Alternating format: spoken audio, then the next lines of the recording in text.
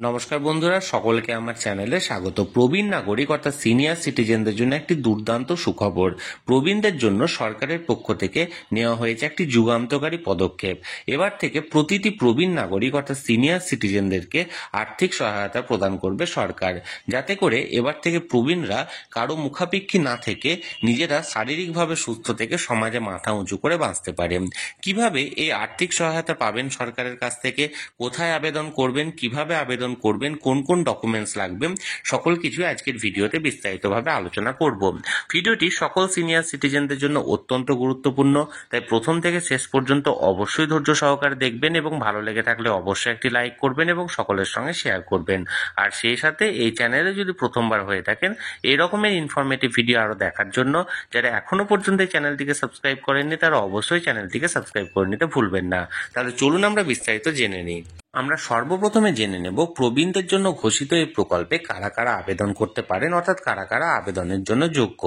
প্রবীণদের জন্য ঘোষিত এই প্রকল্পে আবেদনের ক্ষেত্রে কোনো কঠোর কোনো নিয়ম নেই। যে কোনো পুরুষ বা মহিলা সকলেই এই প্রকল্পের জন্য আবেদন করতে পারেন, তবে সেক্ষেত্রে তাদের বয়স অন্ততপক্ষে 60 বছর বা তার বেশি হতে হবে। তবে যদি কোনো প্রতিবন্ধী পুরুষ বা কোনো প্রতিবন্ধী মহিলা এই প্রকল্পে আবেদন করতে চান এবং তাদের অন্ততপক্ষে 40% বা তার বেশি প্রতিবন্ধী পার্সেন্টেজ থেকে থাকে এবং তাদের যদি এই সার্টিফিকেট থেকে থাকে, তবে তারা 55 বছর বয়সেই এই প্রকল্পের জন্য আবেদন করতে পারেন। এবং এর পাশাপাশি আপনাকে এই রাজ্যের অন্ততপক্ষে 10 বছরের স্থায়ী বাসিন্দা হতে হবে। এবার আমরা জানবো এই প্রকল্পে আবেদনের ক্ষেত্রে কারা কারা যোগ্য নন।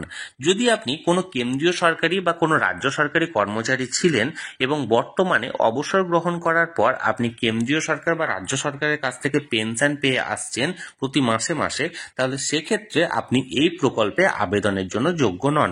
অর্থাৎ একমাত্র কোনো সরকারি কর্মচারী বা কোনো রকম কেন্দ্রীয় সরকারি কর্মচারী যদি থেকে থাকেন এবং তারা পেনশন পেয়ে আসছেন, তারা এই প্রকল্পে আবেদন করতে পারবেন না। বাদবাকি সকল পুরুষ বা মহিলাই এই প্রকল্পে আবেদনের জন্য যোগ্য। এবার আমরা জানবো এই প্রকল্পে আবেদন করার ক্ষেত্রে আপনাকে কোন কোন ডকুমেন্টস প্রয়োজন বা কোন কোন ডকুমেন্টস আপনার লাগবে। সর্বপ্রথম আপনার যে ডকুমেন্টসটি প্রয়োজন হবে সেটি হলো আপনার ভোটার কার্ড অথবা প্যান কার্ড, যে কোনো একটি ডকুমেন্টস আপনাকে লাগবে। এর পাশাপাশি আপনাকে দ্বিতীয় যে ডকুমেন্টসটা লাগবে সেটা হলো আধার কার্ড, এবং এটা কম্পালসারি আপনাকে লাগবে। 3 নাম্বার যে ডকুমেন্টসটা প্রয়োজন সেটা হলো আপনার ইনকাম সার্টিফিকেট, অর্থাৎ আপনি যে লো ইনকাম গ্রুপের মধ্যে পড়ছেন সেটার একটা প্রমাণপত্র। এবং চতুর্থত যে ডকুমেন্টসটি প্রয়োজন হবে সেটা হলো আপনার ব্যাংক অ্যাকাউন্টের একটা ডিটেলস, অর্থাৎ আপনার ব্যাংকের পাসবুকের ফার্স্ট কপি জেরক্স। এবং সর্বশেষ যে ডকুমেন্টসটি প্রয়োজন হবে সেটি হলো আপনার রেশন কার্ড। অর্থাৎ এই 5টি যদি আপনার ডকুমেন্টস থেকে থাকে তাহলে সেক্ষেত্রে আপনি এই প্রকল্পের জন্য আবেদন করতে পারেন। এবার আমরা জানবো এই প্রকল্পে আবেদন আপনি কিভাবে করবেন, অর্থাৎ আবেদনের পদ্ধতির ব্যাপারে। এই প্রকল্পে আপনি শুধুমাত্র অফলাইনে আবেদন করতে পারেন, অর্থাৎ আপনি অনলাইনে কোনো ক্যাফে সেন্টারে আপনি আবেদন করতে পারবেন না। এর জন্য অফলাইন মেথডটাই প্রযোজ্য। এর জন্য আপনি যে শহরের বাসিন্দা সেই শহরের স্থানীয় এসডিও অফিস, বা আপনি যদি কোনো গ্রামের বাসিন্দা হয়ে থাকেন তাহলে স্থানীয় বিডিও অফিস বা যে পঞ্চায়েত সমিতি অফিস আছে সেখান থেকে ফর্ম তুলতে পারেন এবং সে অফলাইনে ফর্মটি ফিল আপ করে তার সাথে প্রয়োজনীয় যে 5টি ডকুমেন্টসের কথা এখানে বলা হলো সেই 5টি ডকুমেন্টস দিয়ে আপনি সেই স্থানীয় এসডিও বা বিডিও অফিসে আপনি জমা দিতে পারেন। এবার আমরা জেনে নেব যে অফলাইনের মাধ্যমে আপনি যে ফর্মটি পাবেন এই প্রকল্পের জন্য, সেই ফর্মটিতে আপনি কোন কোন তথ্য দেবেন এবং কিভাবে ফিল আপ করবেন সেই ব্যাপারে বিস্তারিত। তাহলে চলুন এক নজরে আমরা দেখে নিই যে এই ফর্মটি আপনি কিভাবে ফিল আপ করবেন। আমি এখানে এই প্রকল্পের একটি ফর্ম আপনাদের সঙ্গে শেয়ার করেছি। এখানে লেখা আছে, এটা ওয়েস্ট বেঙ্গলের ক্ষেত্রে প্রযোজ্য, department of women and child development and social welfare, government of West Bengal. এখানে পাশে পাসপোর্ট সাইজ পিকচার আছে, যেখানে যিনি আবেদন করবেন তার এখানে একটা রিসেন্ট কালার পাসপোর্ট সাইজের ছবি এখানটায় এখানে পেস্ট করবেন।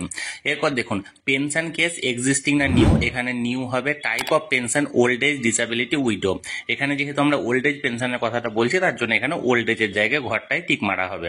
এবার দেখুন পার্সোনাল ডিটেলসে কি বলেছে। প্রথমে আধার নাম্বার, এখানে চারটে করে 12টা ঘর আছে, এখানে আধার নাম্বারটা ঠিকঠাক বসিয়ে দেবেন। তারপরে ভোটার আইডি নাম্বার, অর্থাৎ আপনার এপিক কার্ডের যে নাম্বারটা আছে সেটা এখানে বসিয়ে দেবেন। তারপর দেখুন 3 নম্বরে কি বলা হয়েছে, 3 নম্বরে বলা হয়েছে যে না এখানটায় নেম অফ বেনিফিশিয়ারি অর্থাৎ কার নামে এটা হচ্ছে, যিনি আবেদন করছেন তার ফার্স্ট নেম, মিডিল নেম এবং লাস্ট নেম যেটা আছে সেটা পরপর বসিয়ে দেবেন। তারপর জেন্ডার, উনি মেল না ফিমেল না আদার্স সেখানে টিক মারবেন। তারপর ডেট অফ বার্থ, এটা প্রথমে ডিডি, তারপরে এমএম, তারপরে ওয়াই, অর্থাৎ প্রথমে ডেট দুটি, তারপরে মাসের নাম, তারপরে মানে মাসের সংখ্যাটা, তারপরে ইয়ারের সংখ্যাটা এখানেই করবেন। এবার এই ইয়ার অনুযায়ী এটা যে বছর আবেদন করছেন সে বছর 1 জানুয়ারি, যদি 2024-এ আবেদন করেন তাহলে 1 জানুয়ারি 2024 অনুযায়ী আপনার বয়সটা কত হচ্ছে এখানে এজটা এখানে সাবমিট করবেন বা বসিয়ে দেবেন। এরপর দেখুন এখানে ফাদার্স নেম আছে, ফাদার্স নেমসে যিনি আবেদন করছেন তার পিতার নাম, ফার্স্ট নেমটা দেখবেন, মিডিল নেম যদি কিছু থাকে সেটা দিবেন, তারপর লাস্ট নেমটা দেবেন। এরপর মাদার্স নেমসে সেম একই ব্যাপার, মায়ের নামের প্রথম ওটা মানে প্রথম শব্দটা, তারপরে মিডিল নেম যদি কিছু থাকে সেটা, তারপর লাস্ট নেম। এবার দেখুন এখানে রিলিজিয়ান আছে, রিলিজিয়ান হিন্দুইজম, ইসলাম, খ্রিস্টানিটি, আদার্স যার ক্ষেত্রে যেটা প্রযোজ্য হবে সেটা দেবেন।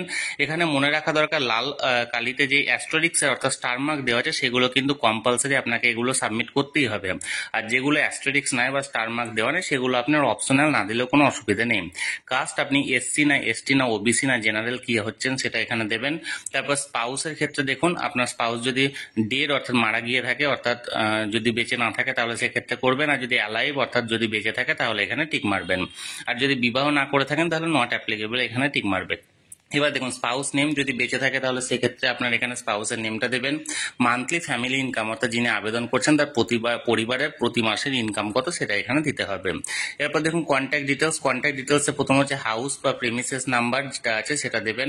তারপরে ভিলেজ বা এখানটায় টাউন নেম বা সিটি যেগুলো আছে সেগুলো দেবেন। জিপি অর্থাৎ গ্রাম পঞ্চায়েত বা ওয়ার্ড নাম্বার, মিউনিসিপ্যালিটি বা ব্লক বা police station, post office, sub division যার ক্ষেত্রে যা যা হবে সেগুলো এখানে দেবেন। ডিস্ট্রিক্ট, পিন নাম্বার, স্টেট, শেষে দেখবেন মোবাইল নাম্বার আছে, মোবাইল নাম্বারটা এখানে পুট করবেন। ইমেল আইডি যদি কিছু থাকে সেটা এখানে লিখে দেবেন।